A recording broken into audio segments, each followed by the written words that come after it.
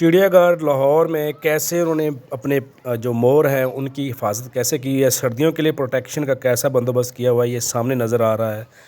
नीचे पराली फेंकी हुई है, ऊपर पॉलीथीन चढ़ाई हुई है, क्योंकि ये जो मोर होते हैं ये ऊपर ही बैठना पसंद करते हैं। जो ऊपर डंडे लगे होते हैं बांस के लगा लें या लकड़ी के, जिस तरह के भैया आपने लगाए हुए हों, तो उसके ऊपर आपने मसलन इस तरह की छत बना देनी होती है, क्योंकि आजकल वो शबनम के कतरे गिरते हैं, तो वो इससे भी इनकी हेल्थ मुतासर हो सकती है।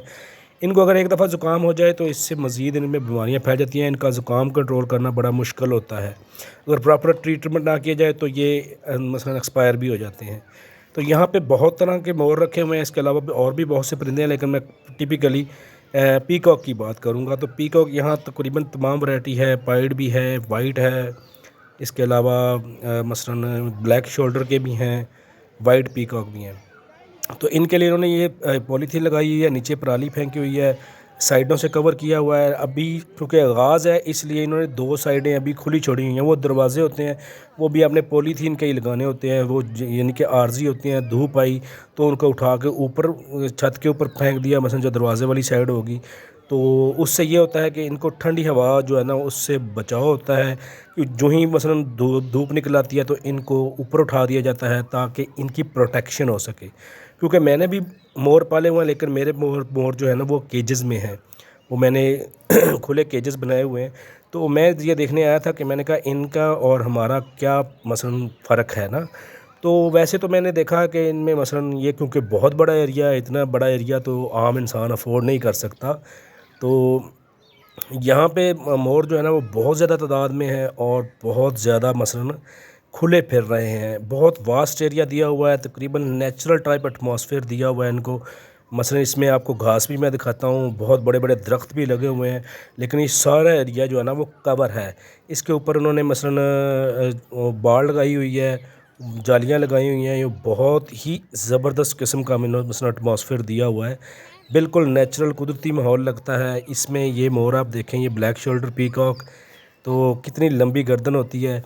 तो इनकी हिफाजत के लिए सर्दियों में आपने मसलन एक तो इनकी आपने अच्छी मसलन जगह देनी होती है जो फुली कवर्ड हो, जहाँ ठंडी हवा का मसलन ना दाखिल हो रही हो। दूसरा, इनको अपने खुराक में बहुत ज़्यादा एहतियात करनी होती है, प्रोटीन्स की मकदार बढ़ा देनी होती है, जिससे मसलन इनके अंदर गर्माइश, जिस्म के अंदर ही गर्माइश पैदा होती है, जिससे ये मसलन इनकी क़ुव्वत मुदाफ़अत बढ़ जाती है और ये सर्दियों से मसलन अपने आप को मसलन बीमारियों, आने वाली बीमारियों से मुकाबला कर सकते हैं।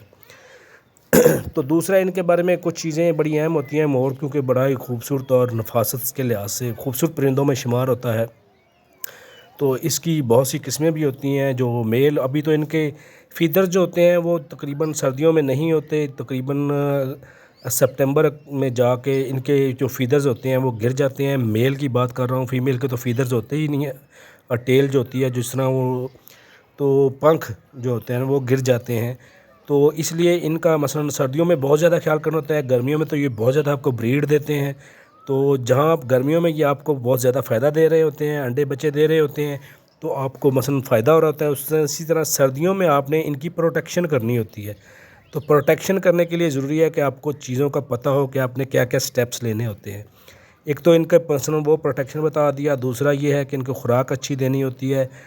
इनको मसलन धूप लगवाना भी बहुत ज़रूरी होती है। इसमें मसलन धूप में इसके कैल्शियम की कमी पूरी हो जाती है, सूरज की रोशनी से वैसे ये ठीक रहते हैं। ये देखें, यहाँ इन्होंने घास भी दी हुई है, तो घास के अंदर इनके खुराक मिल जाती है। इंसेक्ट्स बड़े शौक़ से खाते हैं। वैसे आप इनको मुर्गियों वाली खुराक भी दे सकते हैं। फलों के बीज भी होते हैं, इसमें बहुत ज़्यादा दरख्त लगे हुए हैं, उसमें भी फल लगे होते हैं। गंदम, चावल, इस तरह के चने, दालें, ये चीज़ें अभी आप इनको दे सकते हैं। जिस तरह ये सामने आपको गंदम के जो है ना और मकई जो है ना उन्होंने ये पीस के मसलन इनको डाली होती है। तो यहाँ ये बच्चे भी फिर रहे हैं और इसके अलावा ये फीजड़ भी फिर रहे हैं।